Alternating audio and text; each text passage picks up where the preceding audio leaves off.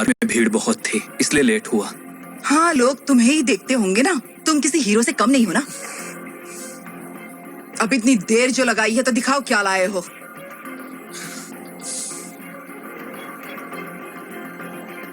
तुम्हें तो घर के कामों की बिल्कुल समझ नहीं है। क्या कहा था और क्या उठा कर लेकर आए हो। लौकी और तरोई भी लाया हूँ। लौकी और तरोई जैसी सब्जियां तुम ही खाओ। अनिका ने अपने पिता के कहने पर नक्श से शादी की, जो बात चित्रा को बिल्कुल पसंद नहीं थी। जब भी मौका मिलता चित्रा अपने दामाद नक्श को जलील करती। वहाँ दूसरी ओर अनिका के मन में भी नक्श के लिए कोई भावना नहीं थी। चित्रा चाहती है कि उसकी बेटी नक्श को तलाक दे दे और उसके लिए वो एक प्लान बनाती है।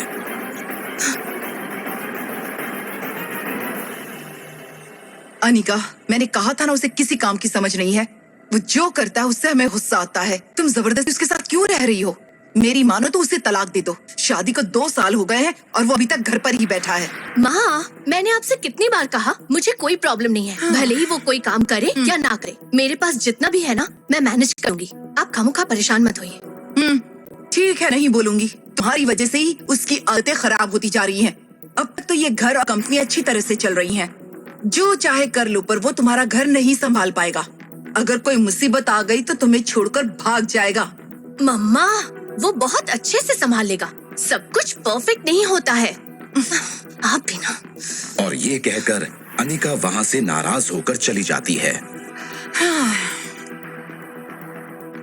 पोछा लग जाए तो कॉफी बना देना। नक्श सिर हिलाकर कहता है हाँ। इतनी बेइज्जती के बाद भी नक्श चुपचाप अपना काम करता रहता है। नक्श, हाँ। मम्मी को कॉफी देने के बाद जरा ऊपर आना।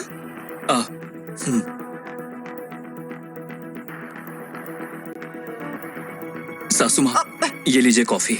ये क्या तरीका है? कॉफी मुझ पर गिर जाती तो? सॉरी, अनिका बुला रही है, वहाँ जाना है। कॉफी ठीक से तो बनाई है ना? अगर कॉफी अच्छी नहीं हुई ना तो अपनी बेटी से कहकर घर से निकलवा दूंगी। नक्श, तुम आ रहे हो या नहीं? अब यहाँ क्या खड़े हो? वो बुला रही है, जल्दी जाओ।